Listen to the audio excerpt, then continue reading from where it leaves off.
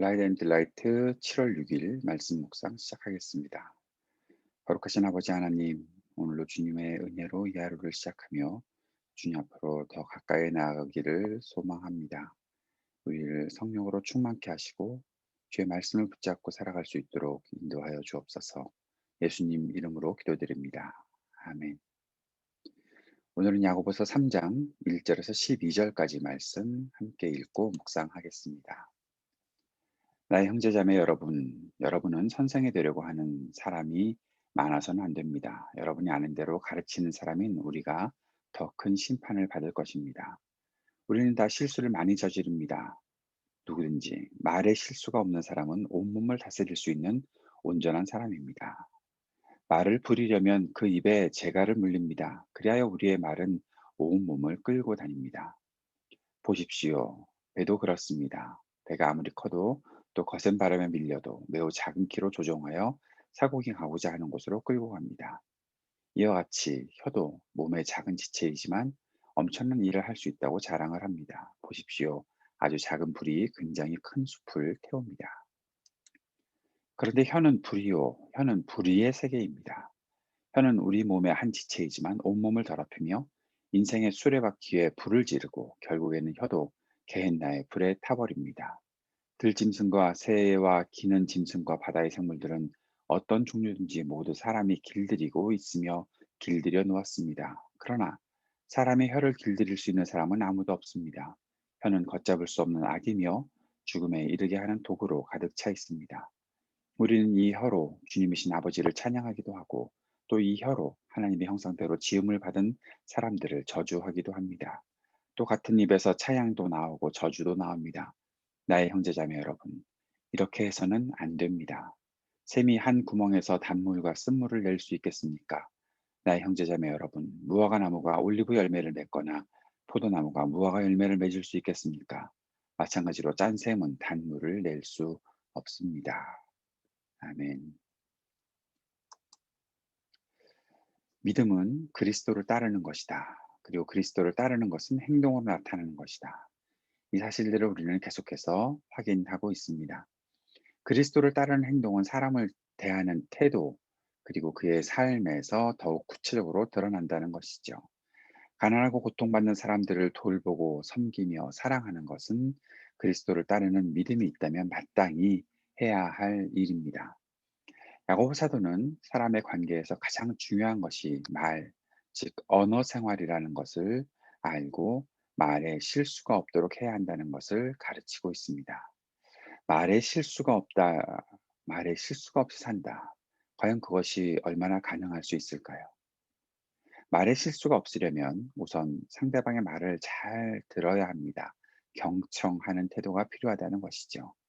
상대가 어떤 마음을 가지고 있는지 알고 있어야 적절한 말을 할 수 있지만 마음을 다 알 수는 없어도 경청해야 적절한 말을 하면서 상대를 대할 수 있는 것이죠.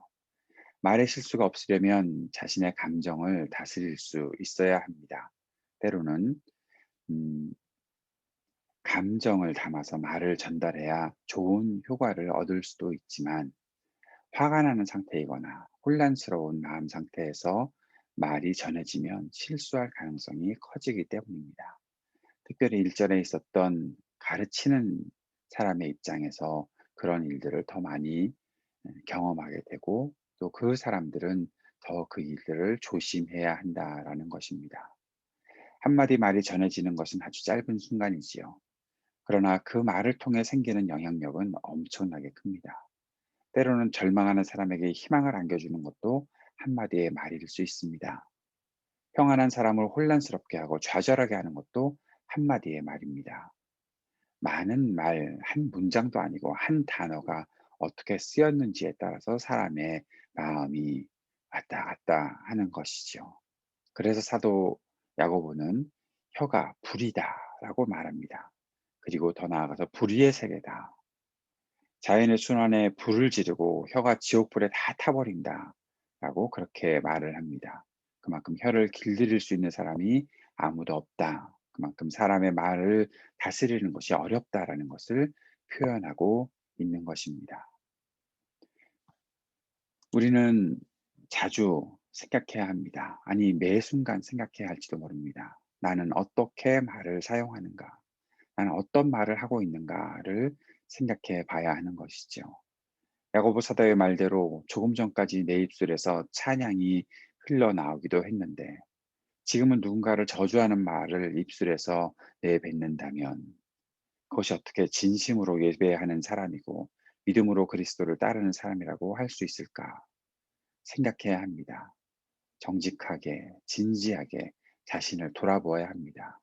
특별히 오늘 자신의 언어 생활을 돌아볼 수 있기를 바랍니다. 우리의 말이 사람을 살리는 말이 될 수 있어야 할 것입니다. 자신의 말로 사람이 상처를 입거나 절망하지 않도록 슬기로운 언어 생활을 유지할 수 있기를 바라고 성령의 도우심을 구해야 할 것입니다. 믿음이 생명력 있는 언어 생활을 통해 참된 것인지 분별할 수 있을 것이다. 내 말이 내가 과연 믿는 사람인지를 증명할 수 있는 것이 될 것이다. 그것이 내 혼자 뱉는 말이 아니라 다른 사람에 대해서 하는 그 말들을 통해 나의 믿음이 진짜인지 우리는 분별할 수 있을 것입니다. 사람의 말을 다스리는 것 어려운 일이라는 생각들을 꼭 할 수 있어야 되겠습니다. 그리고 내 자신이 어떠한 말을 오늘 하는지, 오늘 만나는 사람들에게 나는 좋은 말, 사람을 살리는 말을 하고 있는지, 사람을 죽이는 말을 하는지 잘 생각하고 성찰할 수 있는 시간을 가질 수 있었으면 좋겠습니다. 오늘도 우리 교회를 위해 또 선교사님들을 위해 우리 가정과 자녀들을 위해 청년들을 위해 함께 기도하며 나아가기를 바랍니다.